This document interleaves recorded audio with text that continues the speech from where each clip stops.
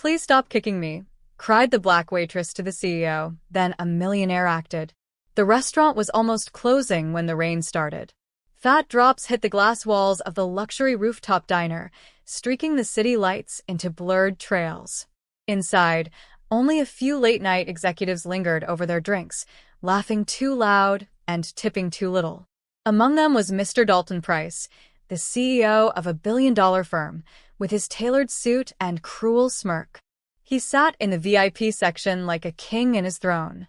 At the far corner, Tasha Monroe, a black waitress in her late 20s, moved briskly between tables, balancing trays heavy with half-eaten steak and untouched wine.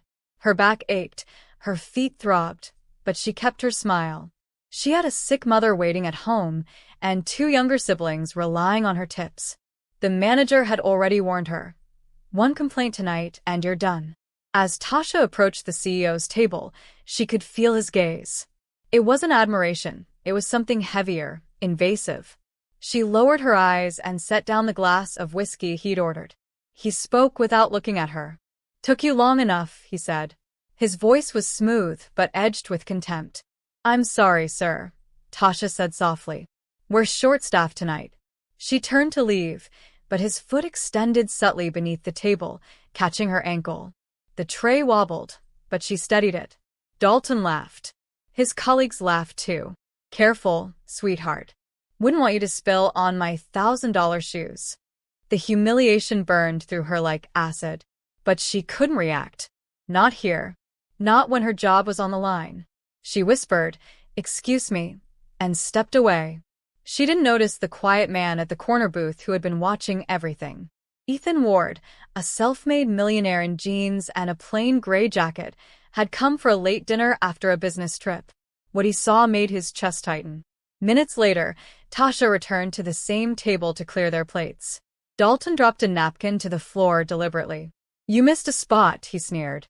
When she bent to pick it up, his polished shoe nudged her side. Once, twice. A stifled laugh escaped the table. "Please stop kicking me," she whispered under her breath, voice trembling. The laughter only grew. Tears threatened to fall, but she forced them back. She stood upright, her dignity hanging by a thread. The millionaire in the corner clenched his fists beneath the table. When she turned, her eyes accidentally met Ethan's.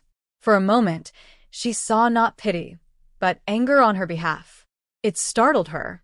Most customers looked away when things like this happened. But not him. His stare said, "I see you." And for a fleeting second it gave her strength. That night, as the CEO and his men left laughing, Ethan made a quiet decision. He didn't know her name yet, but he knew what he'd witnessed was wrong. He wouldn't let it end like this. Tasha slipped into the restroom after her shift, locking the door behind her. She looked at her reflection in the cracked mirror. Her makeup had faded, her hair clung to her damp forehead, and there was a faint red mark on her side where Dalton's shoe had struck. She ran her fingers over it and exhaled shakily. Why do they always think they can do that? She thought. She wasn't just a waitress. She was a daughter, a sister, a human being. But in that restaurant, people like her were invisible. Outside, the night had deepened. The city lights glimmered like 1,000 false promises.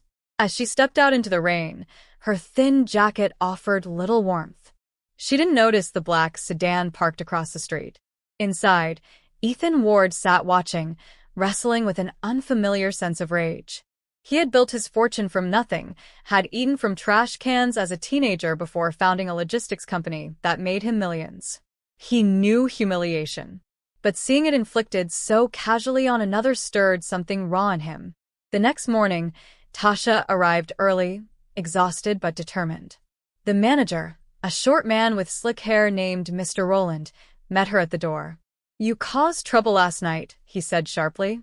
"Trouble," she repeated, startled. "The CEO called this morning. Said you were rude. You embarrassed his table. You know how much his company spends here." Rowland snapped his fingers. "You're on thin ice, girl. Be grateful you still have a job." Her throat tightened. But I don't want to hear it, he cut her off. "Now get to work." She swallowed the anger and went back to setting tables. Across town, Ethan was already making phone calls. He discovered that Dalton Price wasn't just a rude customer. He had a long record of workplace abuse cases quietly settled with money. That infuriated him even more. By noon, Ethan had decided to act. He booked a private table at the same restaurant for the evening and asked for Tasha to be his server. The receptionist agreed without hesitation. Rich customers always got what they wanted. That evening, when Tasha approached his table, her eyes widened in recognition. "You were here last night," she said softly. Ethan nodded. "I was. And I owe you an apology." "For what?" she asked, confused. "For not stepping in sooner," he said, his voice low but sincere. The weight of his words made her pause. Nobody had ever said something like that to her before. Their conversation began awkwardly. Ethan wasn't used to explaining himself, and Tasha wasn't used to being seen. "I watched what happened last night," he said. "That man was out of line." She sighed. "It's fine. I can't lose this job. My mom's on dialysis, and my brother's still in school." Ethan nodded slowly. "Still, no one deserves that." He slipped a card across the table. "I might be able to help you." She frowned at the plain white card. "Ethan Ward, Ward Logistics Group." Her eyes widened. "You're that Ethan Ward?" He chuckled lightly. "The newspapers exaggerate. But yes." "I don't want charity," she said firmly. "It's not charity. It's opportunity. You're sharp, and you handle pressure better than most executives I know," he said. "Come work for me." She stared at him. "Doing what?" "Customer relations. Training. Whatever fits." "We'll figure it out," he replied. Her heart raced. It sounded too good to be true. But there was something about him, his tone, his calm, that felt genuine. "I'll think about it," she said finally. "Do," he said, standing up. "And for what it's worth, that man, Dalton Price, won't be stepping foot here again." "How do you know?" she asked. Ethan smiled faintly. "Let's just say I know a few board members on his company's audit committee." Tasha blinked. The idea that someone had stood up for her felt surreal. As he left a generous tip and walked out, she found herself whispering, "Maybe good people still exist." Dalton Price stormed into his glass-walled office the next morning, veins pulsing in his temples. His assistant trailed behind nervously. "Sir, your call with the investors." "Cancel it." Dalton snapped. He threw his phone across the desk. "Who leaked that video?" It had started circulating overnight, grainy footage from the restaurant security camera, showing him kicking the waitress. It wasn't crystal clear, but clear enough. The whispers had begun on social media. CEO abuses waitress at luxury diner. The board was calling emergency meetings, sponsors were withdrawing ads, and his reputation was collapsing by the hour. He poured himself a drink and muttered, "She did this. That little waitress." His ego couldn't process the idea that someone like her could bring him down. He had spent years building a public image of refinement and philanthropy. Now it was crumbling overnight. But what Dalton didn't know was that the footage hadn't come from the waitress. It came from Ethan Ward's legal team, who had quietly obtained it and sent it to the board anonymously. They had also alerted the media about Dalton's previous settlements. By noon, news anchors were dissecting every frame of the video. "Corporate bully or misunderstood CEO?" flashed across the headlines. But the internet had already chosen its villain. Meanwhile, at the restaurant, Tasha's hands trembled as she scrolled through her phone. Her co-workers surrounded her, gasping. "Girl, that's him. The one from last night," said one of them. "He's trending on every platform." "I didn't leak it," Tasha said softly. "I swear I didn't." The manager appeared at her side, his tone suddenly sweet. "Tasha, don't worry about that. You did the right thing, standing up for yourself." She frowned. "But I didn't." He smiled nervously. "Doesn't matter. The owners decided to make a statement about supporting our staff. You're being moved to day shifts and getting a raise." It was the first time in years anyone at that job had spoken kindly to her. She nodded numbly, not realizing that the man responsible for her sudden promotion was sitting quietly in his office downtown, watching the news with a calm satisfaction. Ethan didn't want fame. He wanted justice. And for the first time in his life, Using his wealth to right a wrong felt better than making a profit. 3 days later, Tasha arrived at a modern glass tower downtown. She clutched her worn handbag nervously, looking up at the sign, Ward Logistics Group. It was intimidating, sleek, professional, buzzing with energy. The receptionist greeted her warmly. "Miss Monroe? Mr. Ward is expecting you." She followed her through a maze of open offices until they reached a corner suite. Ethan looked up from his desk, smiling. "You came." "I said I'd think about it," she said with a hint of a smile. "I thought about it." He gestured for her to sit. "Good. I'm glad you did. I'm not hiring you out of pity, Tasha. I'm hiring you because I think you have something most people in this building lost a long time ago, grit." The first few weeks were tough. Tasha had never worked in an office before. She stumbled over emails, forgot jargon, and felt out of place among the sharply dressed staff. But Ethan's quiet faith in her never wavered. He would often stop by her desk and offer a word of encouragement.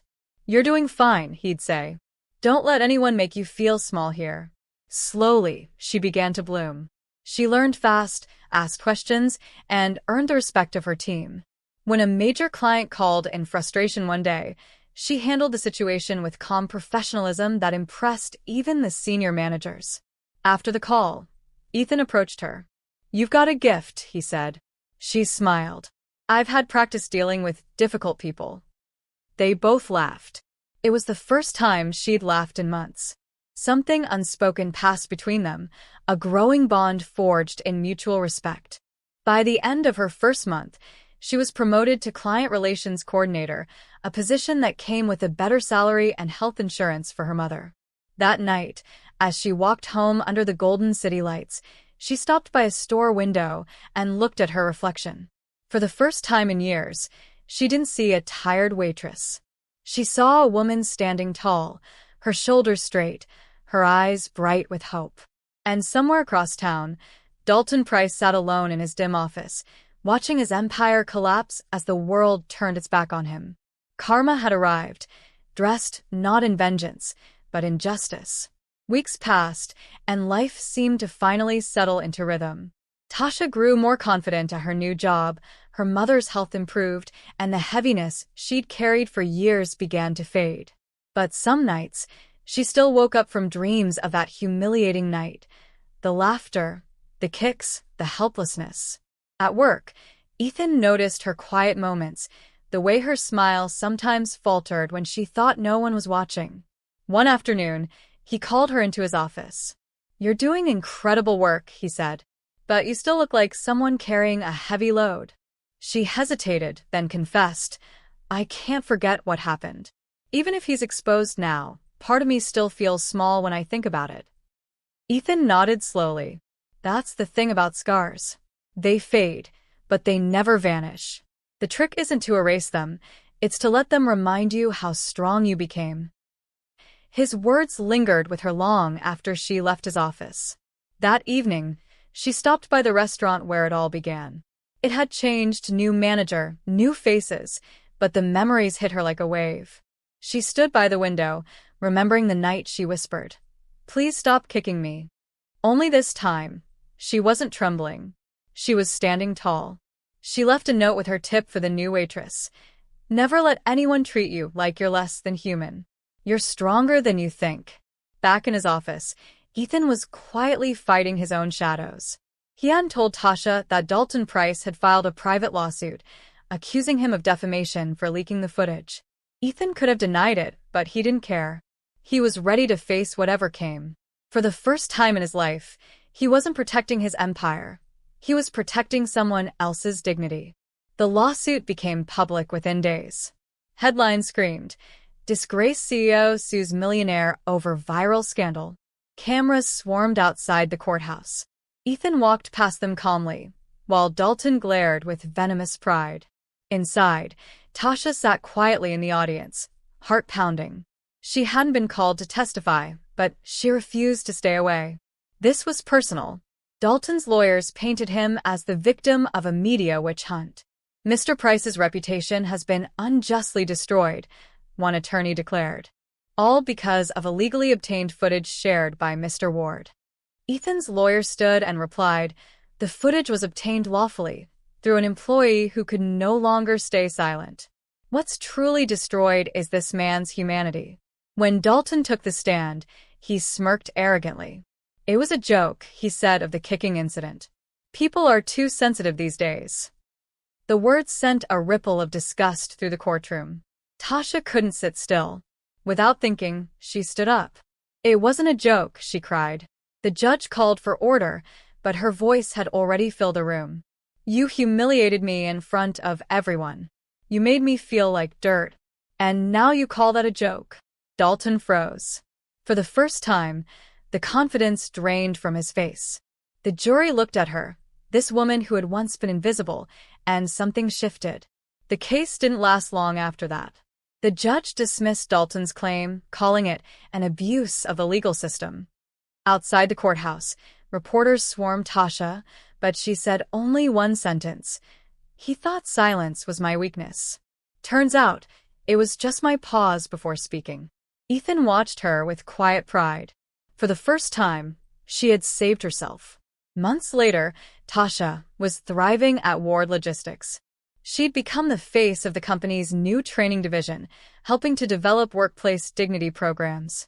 Her story had inspired dozens of women to come forward with their own experiences. Ethan often found himself thinking about her, how she smiled when she was proud, how she listened when others spoke. He admired her strength, but more than that, he respected her heart. One evening, after a long day, he asked her to join him for coffee. "You've built something powerful here," he said as they sat by the window overlooking the city. "And you did it yourself." She smiled softly. "You gave me the chance." He shook his head. "No.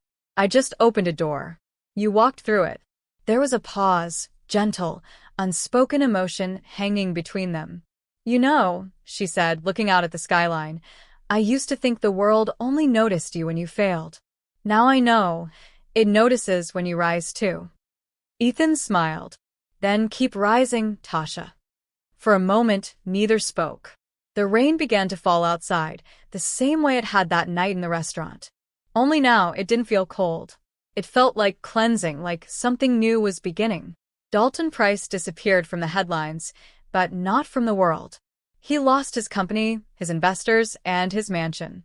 For months, he hid from public view, drowning in anger and self-pity. One night, while wandering aimlessly through the city, he stopped at a small community shelter for a hot meal. The woman serving food turned toward him, and it was Tasha. She blinked in surprise. "Mr. Price?" He froze. Shame burned his face. I didn't know this place was yours." "It's not mine," she said quietly, "but I help out when I can." She handed him a plate of stew. "Everyone deserves a second chance. Even you." He stared at her, speechless. He had expected anger, bitterness, anything but compassion. "Why would you do this?" "Because someone once gave me a chance," she said. "And I'm not wasting it by becoming like you." Dalton looked down at the food in his hands. For the first time, he didn't feel powerful. He felt human. When he looked up, Tasha was already helping the next person in line, smiling softly as if the past no longer held her prisoner. A year later, Ward Logistics hosted its annual charity gala, this time dedicated to funding workplace equality initiatives. The hall glittered with chandeliers and laughter, but the true spotlight was on Tasha Monroe, now Director of Employee Relations. Ethan took the stage first. "Tonight, we honor not just success, but courage," he said. "Courage to stand up, speak up, and rise up." He gestured toward Tasha. "This woman reminded me that wealth means nothing if you can't use it to lift others." As applause thundered, Tasha stepped forward. Her heart raced, but her voice was steady. "A year ago, I was a waitress afraid to speak. Today, I stand here not as a victim, but as proof that dignity cannot be bought, stolen, or silenced." Her words silenced the room for a moment, then erupted into cheers. Ethan's eyes met hers from across the stage, pride glimmering quietly in them. Later that night, as the guests left and the lights dimmed, Tasha stood by the balcony overlooking the glittering city. Ethan joined her. You changed more than your life, he said softly. You changed mine. She smiled. Funny. You were the millionaire who acted. But in the end, we both did. The rain began again, soft, cleansing, and full of promise. And this time, neither of them ran from it.